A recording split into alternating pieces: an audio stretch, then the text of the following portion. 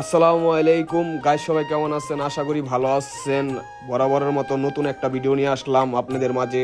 আজকের ভিডিওটা হচ্ছে আমি কি কাজ করছি সারাদিন, এবং সকাল সকালে উঠে দেখি সবাই গাড়ির সামনে দাঁড়ায় আছে।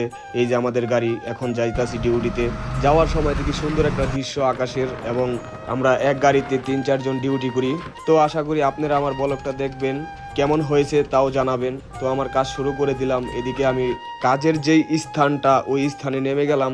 এই জায়গায় একটা মোটরের লাইন আছে, যেরকম যে 3 ফেজের মোটরগুলো আছে না, ওই 3 ফেজের মোটর পানির নিচে থাকে। আপনার অনেক অনেক সময় সরিকার লাইন আপনার ফেজ ঘুরাই দিলে আর কি আপনার এই ফেজে মোটর চলে না, তাই আমরাও ফেজ ঘুরাই দিই। ফেজ ঘুরাই দিলে অনেক সময় মোটর চলে।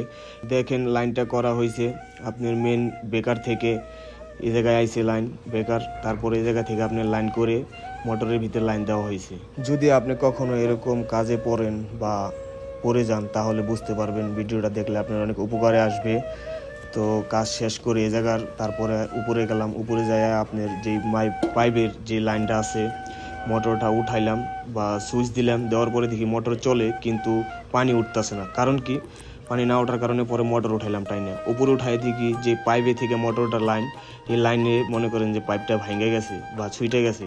তারপরে এটারে পাইপ মিস্ত্রি ফোন করলো। পাইপ মিস্ত্রি ফোন করে আসার পরে পাইপ মিস্ত্রি এটা লাগাইছে। লাগানোর পরে আপনার নিচে আবার দেওয়া হয়েছে। নিচে দিছি, দেওয়ার পরে কিন্তু তারপরেও কাম হইতেছে না, আবারও ভেঙে গেছে। উঠাইয়া এইভাবেই রাইখা দেওয়া হয়েছে।